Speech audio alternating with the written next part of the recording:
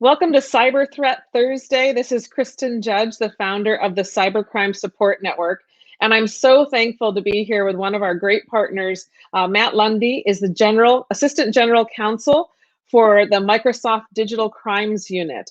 And today we're going to talk about something that's really impacting our communities, our small businesses. It's business email compromise. So Matt, tell us a little bit about yourself first, and then we can dive into the topic. Yeah, thank you, Kristen. It's a pleasure to be here, and I'm very excited to speak about business email compromise with your audience. My name is Matt Lundy. I'm an Assistant General Counsel with the Microsoft Digital Crimes Unit, and I run our global strategic enforcement team, and one of our strategies involves strategies and techniques to combat business email compromise.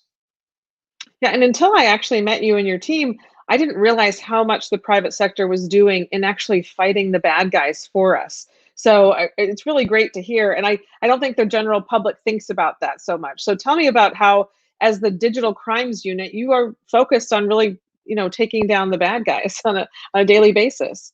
Yeah, so Microsoft DCU is comprised international team. We have representatives and professionals in all regions of the world. Uh, Lawyers, usually former prosecutors, investigators, engineers, business specialists, and technologists, all working together to understand cybercrime and target specific cases or attacks against Microsoft, our services, or our customers.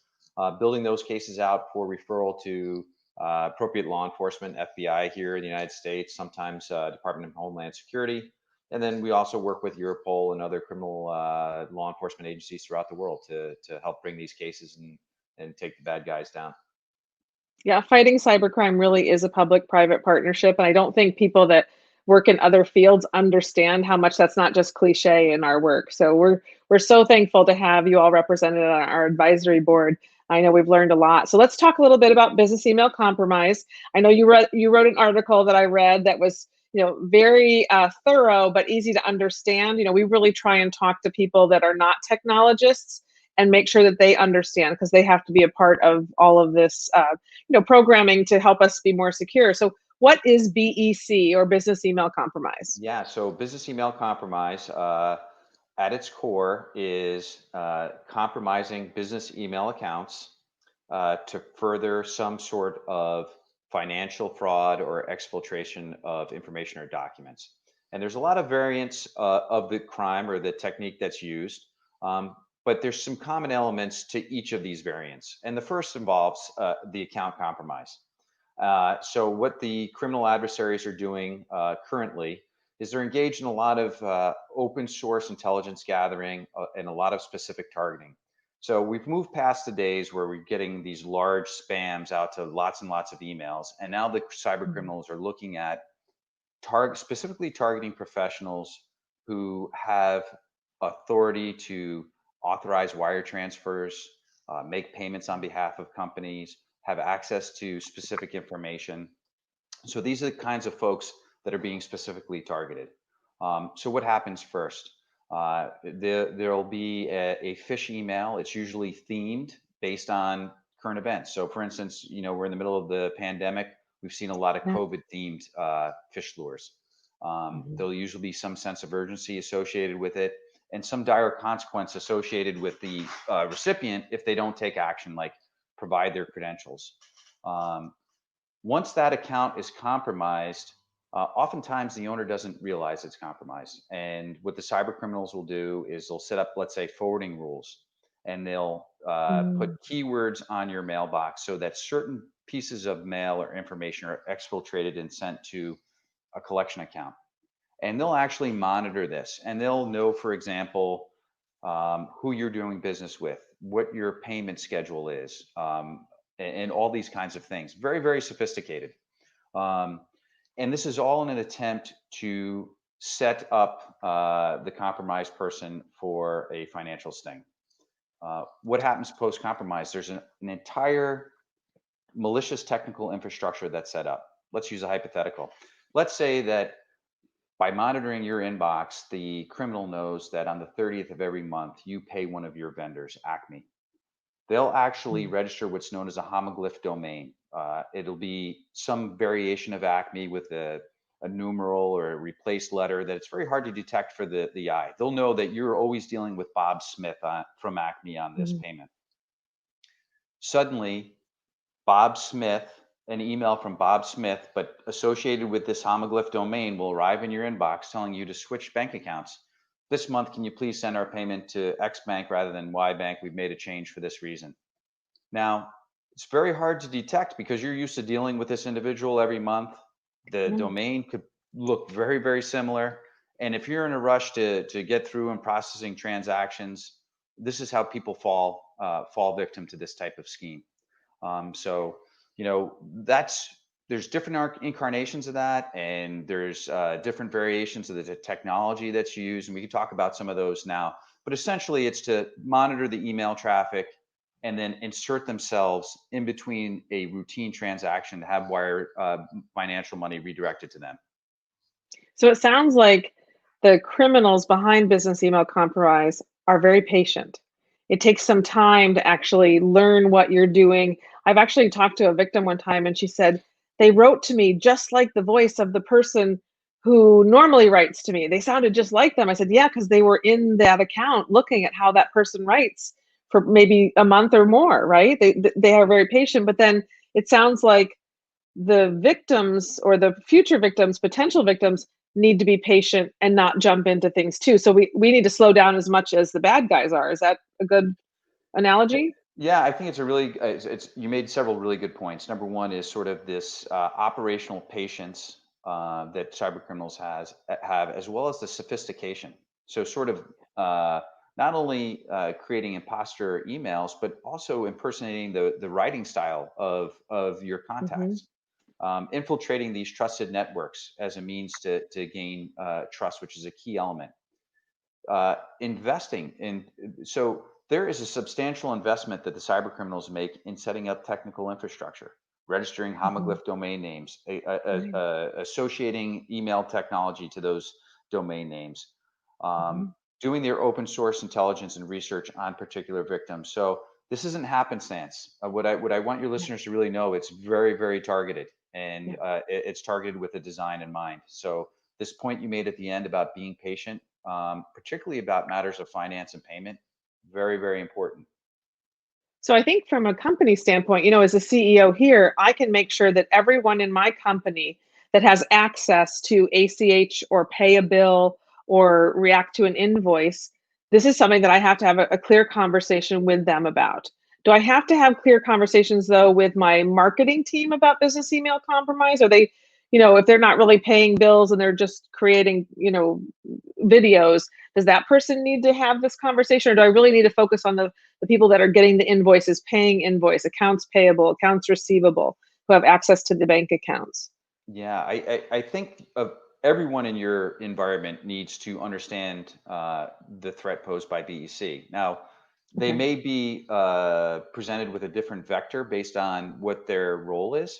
So, if Mhm. you have individuals or a set of individuals who are responsible for making payments, the set of conversations I would have with those professionals are, hey, if you have an email that's out of the ordinary that seeks different payment or payment in a different manner, make sure you pick up the phone and confirm that orally with the person on the other side. That's really important. So old fashioned, isn't it, to like actually pick up the phone and talk to somebody? But that's what we have to do. Yeah, I know several instances where people have been saved literally millions of dollars just by having a policy in place where they pick up the phone if they get requests to change an account. Yeah. So important. Yeah. And for individuals who may not be dealing with payment on a regular basis, they're still part of your network. And often what happens is one of those people will be compromised at the outset, and they'll monitor other individuals within your organization by Mm. compromising them. So anytime there's a Okay. compromise, it's a bad situation for you. So you want to make sure that everyone's up to speed using things like two-factor authentication, to really avoid compromise. Yeah. Great point. So, why is BEC something that every company should be talking about? Why is it such a big concern? A lot of people just don't think, oh, that's not going to be part of my daily life. Why is it such a big deal? Yeah, it's a big deal for a lot of reasons. First and foremost, it's one of the most prolific forms of cybercrime out there today. Secondly, if you look at the report from 2019 from the FBI, business email compromise resulted in losses of $1.7 billion in the United States to businesses, which represents almost half of all losses associated with cybercrime. So you're dealing with really And 50. those are the ones that reported. Those are the ones that reported, right? Yeah, and So that's can you those are the ones. imagine if some didn't report, right? Yeah. Very true. And I think it's important for people to report to the Internet Crime Complaint Center for a bunch of reasons. And we can talk about that as part of Mhm. this broadcast as well. But you're right. So we're dealing with at least $1.7 billion. It's Yeah. super profitable for the bad guys. It's incredibly Mhm. damaging for businesses of all size, particularly small businesses. And because of this profit motive, no matter what steps are being taken, the profit motive exists in a way that incents these bad actors to continue to evolve in their techniques Mhm. and tactics and procedures to an attempt to victimize people because it's very, very lucrative for them. Yeah, while they keep making money, why are they going to stop? And so we've got to get to the people who are wiring them the money. Not that we are blaming the victims by any means, but we've got to get them to change their behavior, like you said, slowing down, picking up the phone. So, what can you tell people so that they'll be better able to spot BEC as they're potentially being manipulated to send money somewhere? What should they look for? Yeah, so there's a couple red flags that I think immediately jump out to people. Number one is if you're ever receiving a request that, from one of your providers that says urgent, you must validate your account information and you must do it by this time, or these catastrophic consequences will befall you. Real providers don't provide those kind of notices. No. You should be on high alert as soon as you see something like that. Yeah. That's Yeah. one. Secondly, if you're if you have a course of dealing with someone for over years and years and years, and they make a very atypical request, really pause and step out and say, "Hey, look, I should validate this request. I should pick up the phone or text them or some other means of communication to validate the request they're making of you." Uh, One Mhm. thing to be really careful of is not to email them back because you may inadvertently be communicating with the person who's compromised the account without realizing it. Oh, good point. So that's where the old-fashioned phone can come in. Yeah, that's one of the best ways to do it. Okay, good. And I've done some training with real estate executives and title companies, and that's an area where the business email compromise is really proliferated.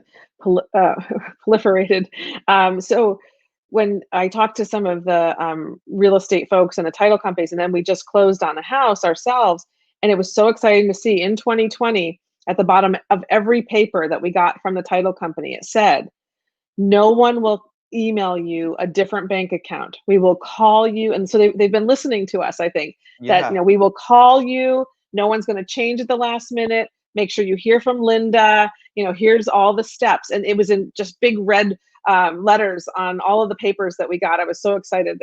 You couldn't miss it. So I think that's helping people too. But the urgency is really an issue that we also talk about on Scam Spotter, our website, where people can see, is this a scam? Is it not? And one of the golden rules is if someone's telling you to do something urgently, it's probably a scam. yeah. That's what they do, but they pull on your sense of, oh my goodness, something bad's going to happen. And when we're in the middle of a pandemic, there's a lot of bad things happening. And so people are really on alert anyway. And I think the criminals are jumping in and trying to take advantage of that, unfortunately. Would you agree? Yeah, I agree completely, and I think you raise several really good points. Number one is this communication so important. Now you have these very prominently displayed disclosures in real estate closing documents because real estate is Yeah, one of the hardest hit industries by BEC because of all the it is. the wires being transferred Right. and the parties not Right. really knowing each other. So it's so good to see those very prominent disclosures there. Mhm. That's going to help save a lot of people from this. The Scam Yeah. Spotter website, another great service that's out there for people to go and consult and check and learn Yeah. these sort of tips and techniques so they don't fall victim.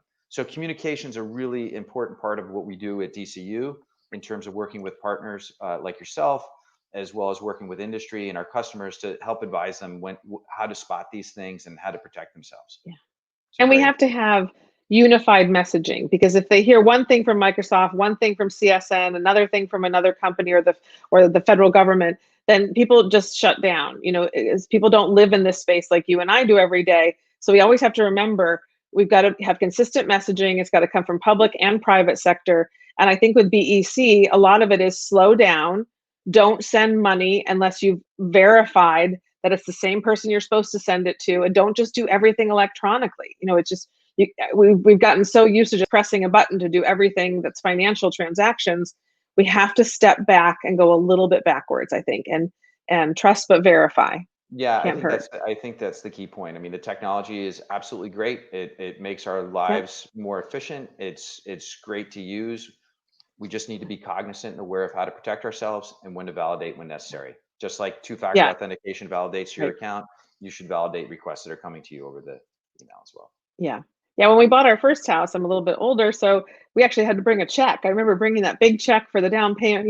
No one brings checks to, you don't even have to show up to your closing anymore. The lawyer just calls and they wire all the money and it's done. So, Yeah. it's become really easy, but without those touch points of person sitting down next to person and signing a check, the bad guys have realized it's a good place to be able to insert themselves. So, what can you do? Let's say someone thinks they've been a victim of business email compromise. You've got that moment where you're like, oh my goodness, I just sent $100,000. Was that really Mark I was supposed to be sending it to? What can somebody do? Yeah, no, that's a great question. And that's one of those oh no moments that people have. And so I would encourage people to avail themselves of the resources at the Internet Crime Complaint Center. They actually Mhm. have a resource, a recovery asset team. And depending on the window of time when you realize what was occurred, there is Mhm. some hope to recover money before it leaves the United States, because there's a few hops it needs to make in terms of correspondent banking and those kinds of things. So immediately reach out for professional help through law enforcement and the IC3. So Yeah. on their Yeah. website. Yeah, and your local field office, FBI field offices. If you've lost sent $100,000 or more, the sooner you can get to that local field office. I think they brought back $150 million in the first year of the kill chain program that they were able to stop being transferred, out of the country usually. So, the FBI is doing a great job, but they can only, help if somebody gets to them quickly. And that's where we're hoping that with our work at CSN, if someone finds us or calls a national center eventually or goes to fraud support, and we get them right to the FBI, and hopefully we'll be able to increase the amount of people that don't lose that money. But it happens fast. Yeah, and it's such an important service that you all provide, because so many people, when they have that oh no moment, they don't really know where to turn, and Yeah, the clock is ticking, and you're yeah, sweating profusely trying to figure out how to do this, and to have someone be able to sort of provide the guideposts on who to call and who to talk to and what to do is really, really important. So yeah, yeah. time That's the whole time. reason we started. And we started CSN because the typical American small business or individual, once they've been a victim of cybercrime, they say, "Where do I go?" Yes. And a lot of times they call 911 right now. So that's why we're educating Congress on the need for a national call center like they have in Israel, Australia, New Zealand, Singapore, the UK. They have one place for everyone to call to get the help they need. And so if someone called a national call center in the US and said, I just lost $150,000 in a wire transfer, it's not up to the citizen to know where am I supposed to go call. They'll get sent right over to the FBI, and we'll have some kind of a way to connect people. So we're hoping that our work and our giving the victims a voice in Congress, letting people know what they need, and letting them know what our federal agencies need to be able to combat this, and even state and local police. So we really need to beef up the entire system of support, including working with more private sector partners. But I'm feeling hopeful. We're making progress. Yeah, I absolutely think we are, and I think the statistics bear that out. And the more the message gets out from various sources, I think the more it's empowering to customers and real people to understand that they have options and they have a place to turn if they are victimized by this kind of attack. So Yeah. it really steps in a positive direction. So let's talk about customers. So what does Microsoft do to protect their customers and sometimes stop these criminals? Talk a little bit about that. That's a lot of what your work is about. Yeah, absolutely. So I'd like your audience just to think about things in two different spheres. Number one is, how does Microsoft protect customers from inbound attacks? So we have a number of security engineering teams that work on processes that prevent fish emails from ever even arriving in your inbox. You know, you will never even see them, not in junk mail, just don't even see them. Number two, we look at things like smart screen browsing, where if you inadvertently click on a link and you go out to a malicious website, you're provided with some warning or indication that this is a bad site. You may not want to proceed with what you're doing. Also, links to malicious content disabled. So even if you try to click on the link, you can't get out to the bad site. So these are all different steps that our engineering teams are taking on a regular basis to prevent inadvertent access to malicious content or individuals who are running malicious technical infrastructure. What's good is that Microsoft will share all the indicators of compromise evidence between, say, Microsoft DCU and our security engineering teams that helps inform them on what steps they need to take. What the DCU is seeing out in the at the edge of the evolution of these cybercrime attacks then gets put back into our products to make them even more secure.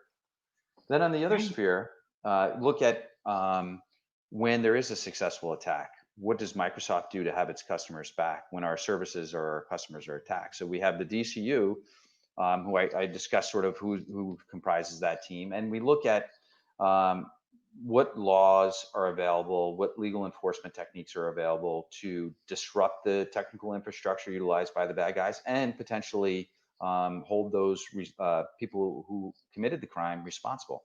And so our team puts together evidence. We work directly with victims of cybercrime, build out cases, attribute the attack to specific individuals, package those cases up, and like any other victim of a crime, we go to law enforcement and tell them what we know. And the FBI has done just a terrific job at sort of with their global operations of Wire, Operation Rewired, some high profile arrests. Terrific job in sort of being able to reach out across multiple jurisdictions and hold these individuals responsible. I'm very proud of our team that we've been able to play a part in that. It's been great. The last Well, thing we you do, see so much. Yeah, go ahead. oh, I'm sorry. Yeah. So we're really in a very unique position that we see so much of what's happening, Yeah. and we really take our responsibility. We really take this as a very serious responsibility at being part of the public-private partnership, protecting our customers. We also take actions using the civil laws in the United States, and so. Earlier in the conversation, we were talking about how we saw this increase in COVID-themed BEC lures and consent phishing. And this past July, the Microsoft DCU, we took action by filing a federal lawsuit in the Eastern District of Virginia.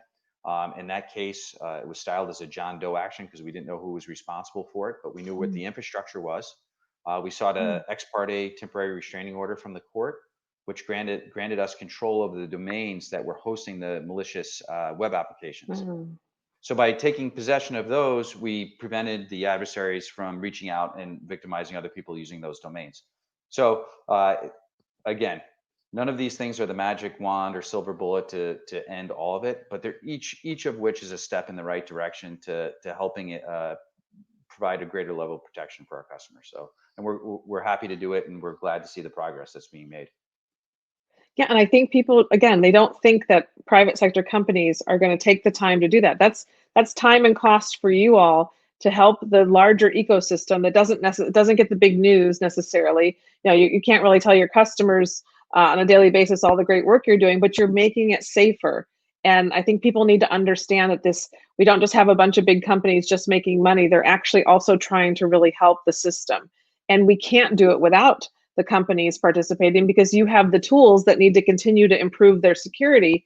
And so what we're hoping at CSN will happen as we start to increase the number of reports that come in, if we can feed the kind of data of even more malicious URLs and websites and bad guys out there, hopefully that's just going to increase the amount of information you have from a forensics capability, and then you can even continue to make stronger cases and stronger products. Is that, if we had more reporting, would you be able to, again, be able to make stronger products and better cases? Yeah, absolutely. So I think the reporting part is a really key component of it. So for instance, on Microsoft O365, there's a button where if you receive a suspicious mail, you can forward it to us. And that all those reports get aggregated and they get looked at, we have different machine learning and different ways to mine that data and extract from it Mhm. commonality and evidence that suggest different campaigns and different threat actors and enable us to take action that we otherwise wouldn't. So we talk about public-private partnerships. We talk about industry working together, like CSN and Microsoft and others.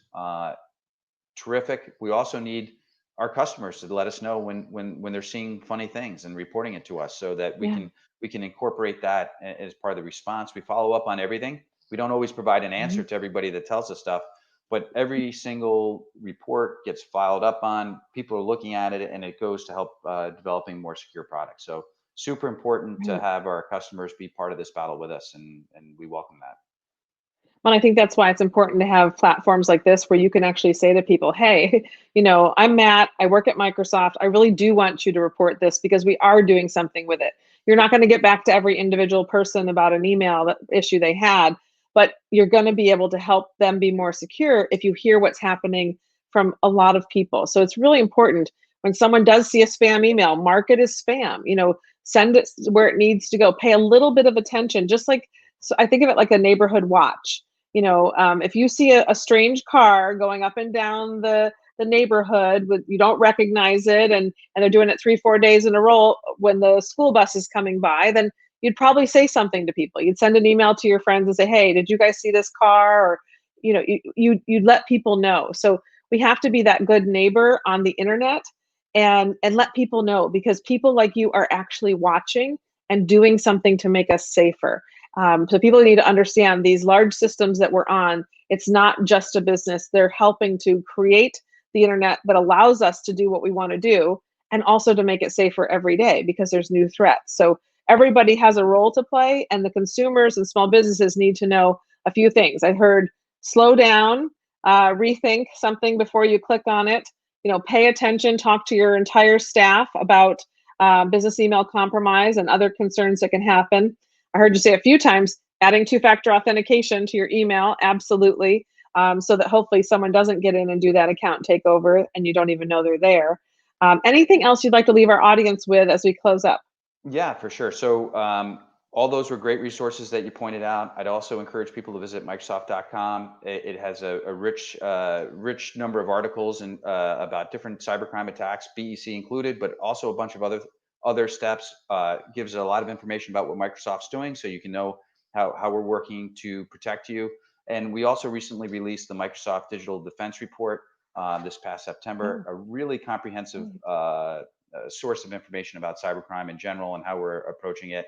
Um, so arm yourselves with information. It's the best. It's the Mhm. best way to protect yourself against cybercrime, and report it if you Yeah. become a victim or you see something strange.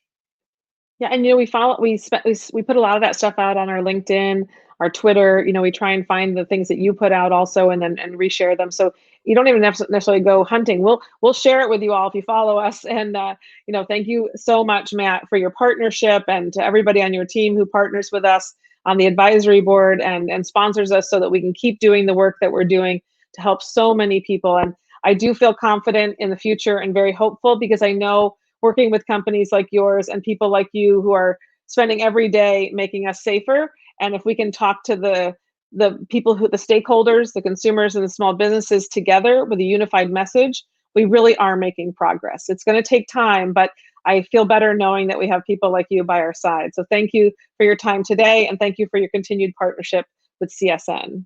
Thank you very much. It was a pleasure being here and speaking with your audience. Thank you. Thank you.